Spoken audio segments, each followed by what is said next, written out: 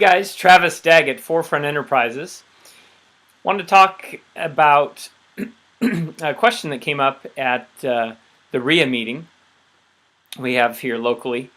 By the way, if you haven't joined or gone to any and all RIA meetings, highly suggest that. That's the best place I've found to network with other real estate investors. RIA stands for Real Estate Investors Association. So at the RIA meeting, and this is in Oregon, where I live in Eugene, there's a lady there that wants to sell a duplex, and so she was asking me for suggestions on marketing. She doesn't want to use an agent. Of course, she doesn't want to pay the commission, and she's bought and sold a number of houses, and frankly, she doesn't need an agent, at least for contracts and for showing the house, etc. So she wanted some ideas on marketing. And the numbers on the duplex, I believe she's getting $2,200, $2,300, somewhere there in rent. And she wanted to sell it for $285, I believe. So if you do the math real quick there, you can see it's not 1% rent to cost ratio.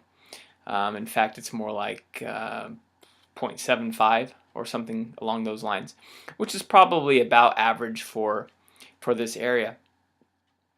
However, nationally, people are getting a minimum of 1%. Often they're getting 2, 3, or once in a while 4% rent to cost ratio.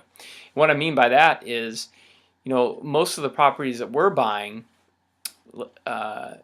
they will, or I guess I should say, our buyer will buy them from us for say $30,000, $35,000, and once they have the repairs done, they'll be maybe $40,000, and they'll rent for $700 or $800 a month. So you can see that is about 2% of the cost in monthly rent. If it's $40,000, 40,000, 2% of that is $800. That'd be $800 a month. So it's just a quick way of telling where you're at as far as the rent to cost ratio.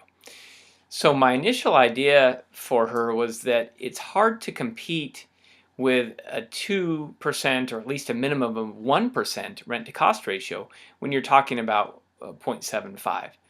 So I was thinking that would mean she's looking for someone who wants to buy in this local area in Eugene, Oregon, which is probably someone in that area. It'd be hard for me to imagine someone from outside the area wanting to buy there, since they can get better rent to cost ratios elsewhere. So probably a local investor, someone that knows the area and wants to invest in where they live. So my ideas that I told her, and hopefully this will help you as well in your thinking. My first idea was to just pay an agent to list it on the MLS and pay them a flat fee. Pay them a few $100s one time, list it on the MLS, that's it. All the calls would not go to the agent, they'd go to the seller. Just put it on the MLS, that's it. Signs, everything else can be done by the seller. And that's a great option a lot of people don't think about or know about. And it's a win-win. The agent doesn't have to do anything except take a few minutes and list it, and the seller saves all that commission as long as they have the experience, the willingness, the time to do all the work themselves as far as showing it, and they're knowledgeable with contracts. The other idea I had for, of course, was to list it on Craigslist. It's a great way to list properties, and there's a lot you can do with Craigslist. And that's the subject of another video, but highly suggest putting a link to a YouTube video in your Craigslist ad.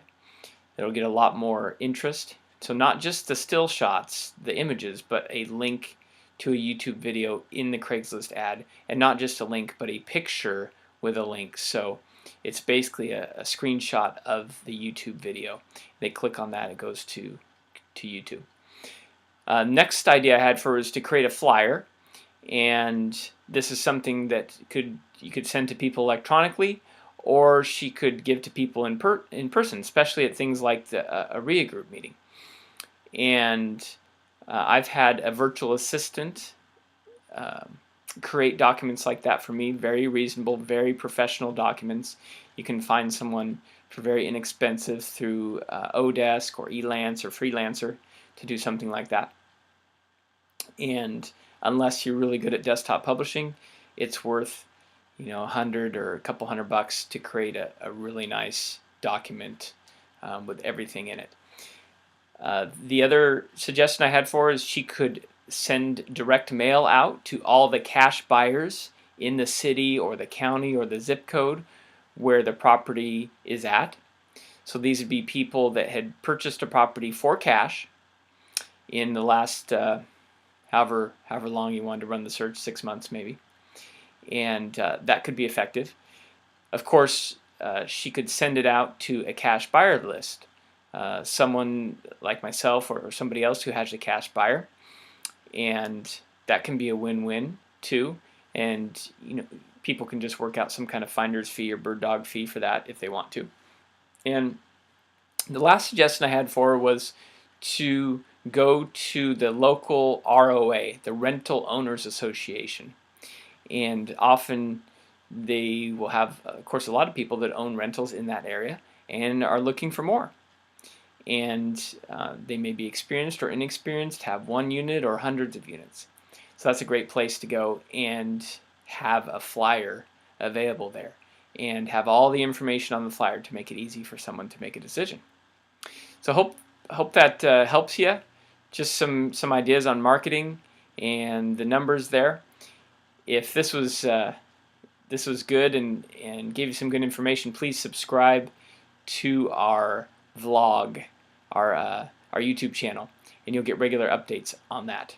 And of course, any questions, post in the comments, and I will answer anything that I can. Thanks.